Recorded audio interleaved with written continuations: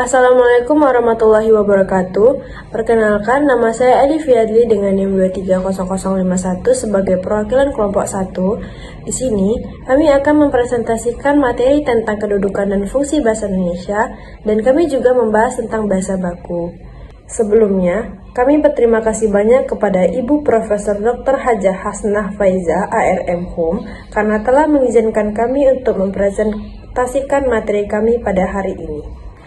Selanjutnya, saya akan memperkenalkan anggota kelompok dari kelompok 1 dengan saya sendiri, Alifia Adli dengan NIM 230051, dan ada Amanda Siti Zahwa dengan NIM 230052, kemudian ada Ananda Aprilia Rahmati dengan NIM 230053, dan yang terakhir ada Anissa Alifia Putri dengan NIM 230054. Baik, di sini saya akan menjelaskan tentang kedudukan bahasa Indonesia.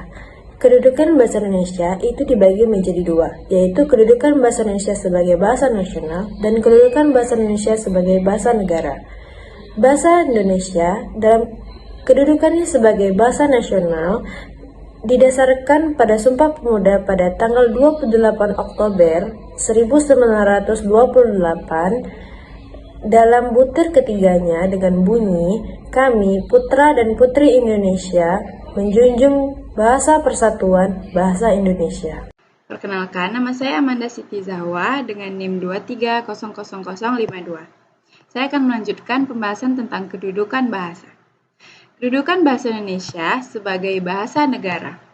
Kedudukan sebagai bahasa negara dikukuhkan sejak Indonesia merdeka dan tertuang dalam Undang-Undang 1945 pasal 36 yang berbunyi, bahasa negara adalah bahasa Indonesia sebagai bahasa nasional. Selanjutnya, fungsi bahasa Indonesia. Fungsi bahasa Indonesia adalah sebagai bahasa nasional. Itu yang pertama ada alat perhubungan antara budaya dan antara daerah. Yang kedua, lambang kebanggaan nasional. Yang ketiga, lambang jati diri atau identitas nasional. Selanjutnya, fungsi bahasa Indonesia sebagai bahasa negara. Yang pertama, bahasa resmi negara.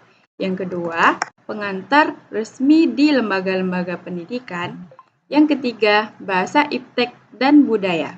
Assalamualaikum warahmatullahi wabarakatuh. Izin memperkenalkan diri. Perkenalkan, nama saya Nanda Aprilia dengan NIM 230053. Baiklah, di sini saya akan menjelaskan tentang bahasa baku dan fungsi-fungsi bahasa baku. Yang dimana bahasa baku adalah bahasa yang sesuai dengan ketentuan yang berlaku dan sesuai dengan ejaan yang disempurnakan dan Kamus Besar Bahasa Indonesia. Dalam pengertian lain, bahasa baku adalah bentuk bahasa yang telah diproses menurut standarisasi, yaitu terhadap penegakan tata bahasa dan kamus normatif. Baiklah, yang kedua ada fungsi bahasa baku, yang dimana fungsi bahasa baku ini memiliki 4 fungsi. Yang pertama adalah fungsi pemersatu, yang dimana fungsi pemersatu termasuk ke dalam fungsi bahasa baku, dikarenakan bahasa baku itu digunakan untuk menyatukan berbagai kelompok masyarakat yang memiliki latar belakang bahasa daerah yang berbeda.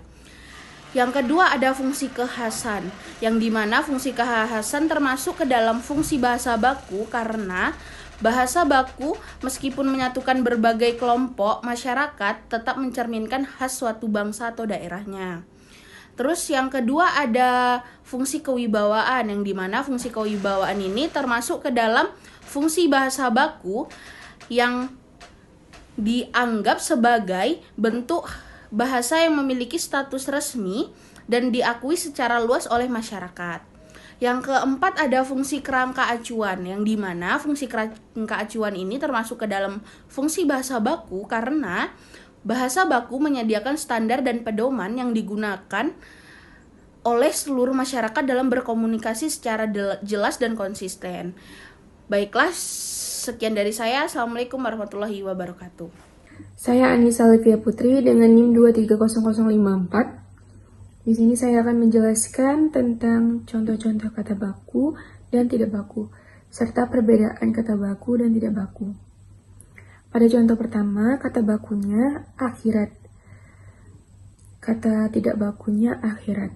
Pada contoh kedua, Di sini ada kata tidak bakunya bis, kata bakunya bus. Contoh ketiga, kata tidak bakunya ada duren, bahasa yang disebut sehari-hari. Pada kata bakunya ada durian.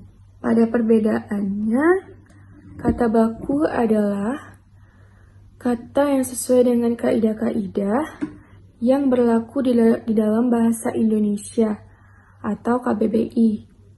Bahasa baku digunakan dalam penulisan atau percakapan yang bersifat resmi seperti pidato, ada berita, atau acara formal lainnya. Pada kata tidak baku itu sebaliknya, yang dipakai dalam sehari-hari.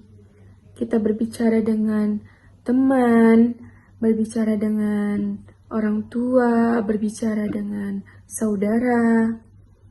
Itu bisa kita menggunakan kata tidak baku. Tidak sesuai dengan KBBI juga bisa. Sekian presentasi dari kelompok 1. Jika kalau ada salah, mohon dimaafkan. Wabillahi taufiq wal hidayah. Wassalamualaikum warahmatullahi wabarakatuh.